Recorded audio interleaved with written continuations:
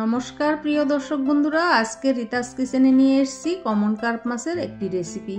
প্রথমে 5 পিস মাছ ভালোভাবে ধুয়ে নিয়েছি। এবার আমি নুন হলুদ মাখিয়ে 10 মিনিটের মতো রেস্টে রেখে দেব।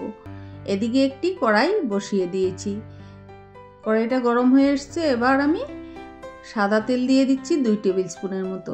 এবার একে একে মাছগুলো দিয়ে দিচ্ছি।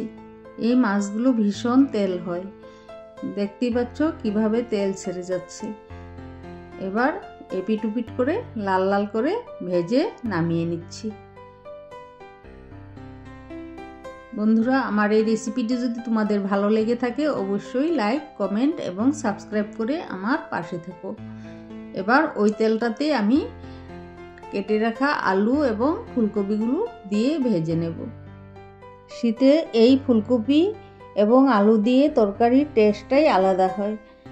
এবার হলুদ গুঁড়ো দিয়ে দিচ্ছি 1/2 টিস্পুন, নুন 1/2 টিস্পুন। এবার ভালোভাবে লাল লাল করে ভেজে নামিয়ে নিচ্ছি।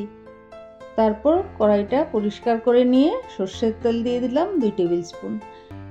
এবার তেলটা গরম হয়ে আসলে ফোড়নে দেব গোটা জিরে। বন্ধুরা, আমাদের পেঁয়াজ রসুনটা অত বেশি খাওয়া হয় না, আমাদের বেশি কালো জিরে, জিরে ফোড়ন এসবই দেওয়া হয়। এবার দিচ্ছি গোটা গরম মশলা, তেজপাতা। এগুলো একটু ভাজা হয়ে গেলে দিয়ে দিচ্ছি আদা, জিরে এবং কাঁচা লঙ্কা বাটা একসাথে। এবার দিয়ে দিচ্ছি হলুদ গুঁড়ো 1 টিস্পুন, শুকনো লঙ্কার গুঁড়ো 1 টিস্পুন, দিয়ে দিচ্ছি স্বাদ মতো নুন। এবার বাটি ধোয়া জলটা দিয়ে মশলাটাকে ভালোভাবে কষিয়ে নেব 2-3 মিনিটের মতো।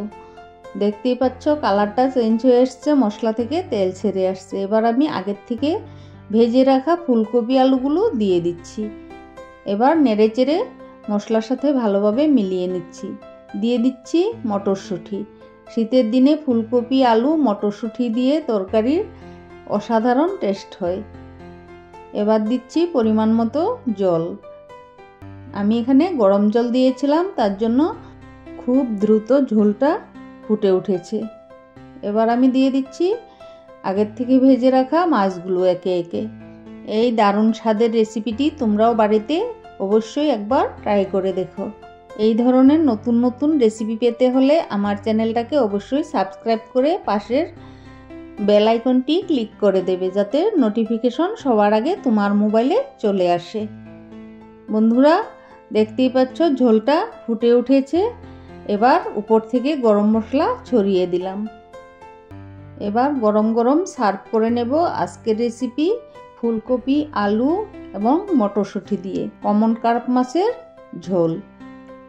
সবাই ভালো থেকো, সুস্থ থেকো। ফিরে আসবো নতুন রেসিপির সাথে। ধন্যবাদ।